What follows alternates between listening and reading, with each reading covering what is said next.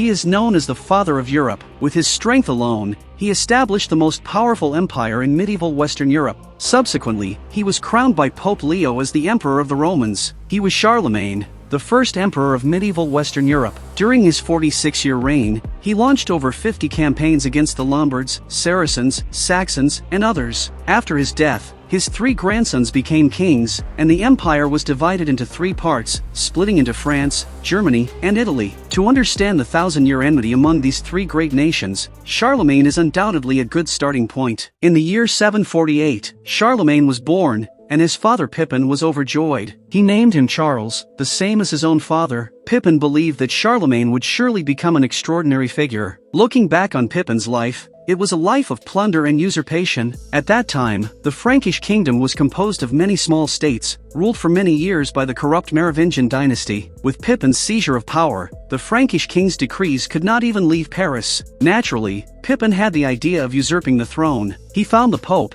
and it just so happened that the Pope also needed a strong ruler's support. Thus, Pippin allied with the Church, legitimizing his usurpation and establishing the Carolingian dynasty. However, what troubled him was the conflict between his eldest son Charlemagne and his second son Carloman. The 2 brothers in the royal family were constantly competing. It wasn't long before Pippin unexpectedly passed away due to illness. Before his death, he did not designate a successor to the throne but divided the kingdom between the 2 brothers, allowing each to rule their own territory. Du Karl, du sollst im Norden von Neustrien und Austrien und im westlichen Aquitanien herrschen.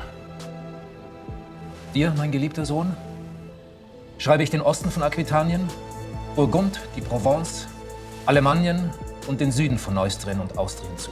Pippin's territorial division plan seemed reasonable, but Charlemagne felt disadvantaged because his territory surrounded his brothers, meaning his territory was vast and would suffer economically in the long run. Although Pippin hoped this method would allow the 2 brothers to live in harmony, fate had other plans. With the rebellion of the Lord of Aquitaine, honored, the conflict between the 2 brothers also erupted. Charlemagne originally planned with Carloman to jointly suppress the rebellion, but just as the battle was about to begin, a subordinate reported that Carloman's army was not at the agreed meeting point. Upon hearing this news, Charlemagne immediately rode to his brother's palace. Carloman, at that moment, was leisurely playing chess in his palace. He never intended to help Charlemagne and even hoped that Charlemagne would lose the battle. Soon, an enraged Charlemagne confronted his brother, but no matter how angry he was, Carloman believed Charlemagne's fate was none of his business, and he had no obligation to help. With no other choice, Charlemagne had to fight the battle alone.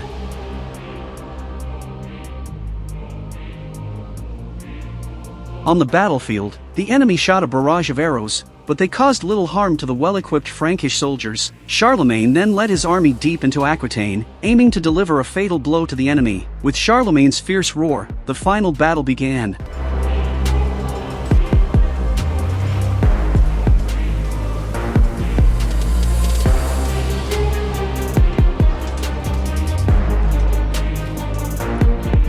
Under Charlemagne's leadership, the battle ended in victory. He not only suppressed the rebellion but also annexed Carloman's western Aquitaine territory, consolidating his rule. However, not long after, Carloman unexpectedly passed away around the age of 20. Charlemagne annexed his brother's territory, becoming the true king of the Frankish kingdom. This event angered Carloman's queen, who fled to Lombardy with her children, becoming one of the reasons for Charlemagne's later attack on Lombardy. Charlemagne now had a more important task: to conquer the Saxons. This was arguably the largest military operation of his life.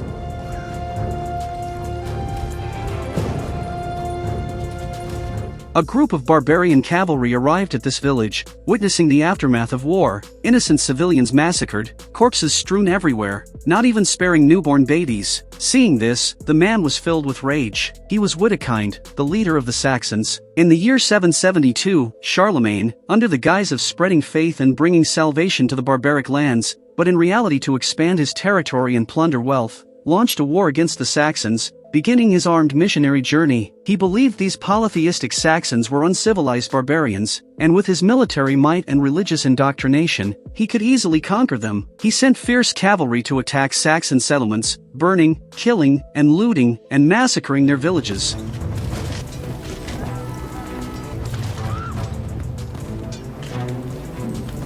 But the Saxons' resistance grew stronger, and there was no quick victory as he had imagined. This caught Charlemagne off guard. As a result, his war with the Saxons lasted for 32 years. To crush the Saxons' beliefs, Charlemagne went to their sacred site and burned their symbol of faith, the Irminsul tree.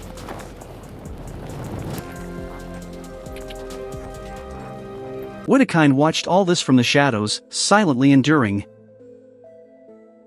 Moreover, Charlemagne plundered the Saxons' gold and silver vessels used for worship, using them to supplement his military funds and boost morale. Meanwhile, far away in Rome, Pope Adrian received a special visitor. The visitor was Desiderius, the king of Lombardy, who came to ask the Pope to recognize Carloman's widow's legitimate claim to the Frankish throne, even threatening to march on Rome. However, Charlemagne's series of wars against the heathens had already convinced the Pope that he was the sword of spreading the faith of God. The Pope firmly rejected Desiderius's request and sent for Charlemagne's help. This was good news for Charlemagne, who had been looking for a reason to invade Italy. Soon, under the pretext of aiding the Pope, he launched a major invasion of Lombardy. The entire plain was filled with Frankish soldiers, their armor reflecting the cold light of the sun. Seeing the heavily fortified Pavia, Charlemagne did not attack rashly but adopted a strategy of siege without assault, lasting from winter to the following June. The Lombards refused to surrender, and with the siege making no progress, Charlemagne went to Rome to meet Pope Adrian. With extreme piety, he walked up the steps of St. Peter's Basilica and kissed the ring on the Pope's hand. Charlemagne's purpose in going to Rome was simple. He hoped the Pope would support his campaign against the Lombards, for which he was willing to generously fund the church. Upon his return to Pavia, an outbreak of plague and famine forced the defending soldiers to raise the white flag and surrender. Carloman's widow and children also fell into his hands,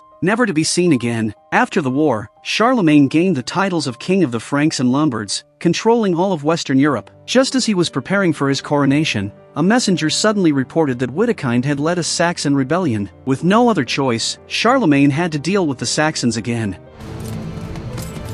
This time, he changed his tactics, treating the Saxons with extreme brutality, attacking anyone who dared to resist.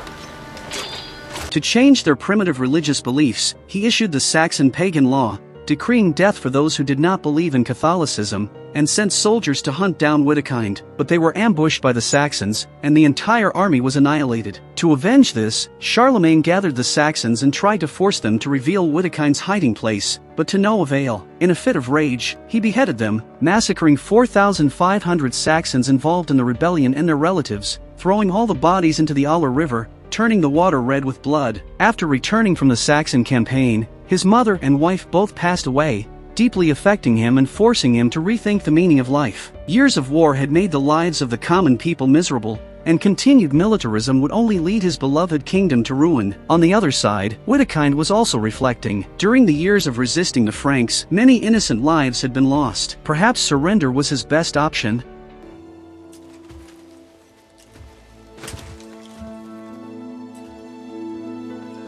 He slowly drew his sword and then knelt on one knee, signaling his submission. Widukind chose to change his beliefs and convert to Catholicism. Charlemagne arranged for the archbishop to baptize him, marking the moment Widukind's beliefs would change forever. Charlemagne's long conquest of the Saxons finally succeeded. At this time, the Frankish kingdom was unprecedentedly powerful, encompassing almost all of Western Europe. To rule this vast territory, Charlemagne often traveled with his entourage to inspect the land. Moreover, Charlemagne was dedicated to cultural education, attracting the academic elite of the time, such as Alcuin, with generous rewards. He reformed Christianity, standardized Latin, and promoted the admission of commoners' children to palace schools. These measures laid the foundation for cultural integration. In the dark and silent Middle Ages of Europe, the Germanic peoples, who had just emerged from primitive culture, began to feel the light of classical human culture. This period of cultural prosperity was later known as the Carolingian Renaissance, which to some extent continued the vitality of European culture. However, just as everything was progressing smoothly, a major event occurred in Rome, providing Charlemagne with an opportunity to advance his political career. In April 799, Pope Leo was attacked by opponents within the church. These attackers were Roman nobles who were dissatisfied with Pope Leo's humble origins and governing style, accusing him of serious crimes such as incest and perjury. The rebels tried to blind him and cut out his tongue to strip him of his ability to manage church affairs. However, this plan failed. Pope Leo's servants managed to rescue him and escorted him to the Frankish kingdom. Facing powerful enemies, Pope Leo had no choice but to seek Charlemagne's protection. promising that if he regained the papal throne, he would give Charlemagne more support. Charlemagne gladly agreed. As the undisputed overlord of Western Europe, Charlemagne came to Rome as the highest judge to help the Pope clear his name. He cleverly exploited a legal loophole. According to the ancient canon law of Christianity, the Pope could not be judged by anyone. Then, Pope Leo, holding the Bible, solemnly swore to God, denying all the accusations against him. Thus, with Charlemagne's support, the Pope regained his position. To express his gratitude, on Christmas Day in the year 800, in the rectangular hall of St. Peter's Basilica, Pope Leo crowned Charlemagne as the new emperor of the Romans. This coronation also established the dual rule of the Church and the monarchy in Western Europe, laying the foundation for the Holy Roman Empire that would stand for 1,000 years. After his coronation, Charlemagne never returned to Rome, focusing instead on governing his vast empire. On January 28, 814, Charlemagne finally succumbed to pneumonia, ending his illustrious life. His son succeeded him to the throne, continuing his father's reform policies but failing to prevent the empire's eventual division. Just 30 years later, the Frankish Empire split into three nations, the future Germany, Italy, and France. After Charlemagne's death, his body was buried in Aachen Cathedral. Some saw him as power-hungry and ruthless, while others saw him as wise and tolerant like God. But one thing is certain, as the first emperor of medieval Western Europe, he influenced an entire era. He ruthlessly expanded his territory with his sword but also promoted cultural prosperity.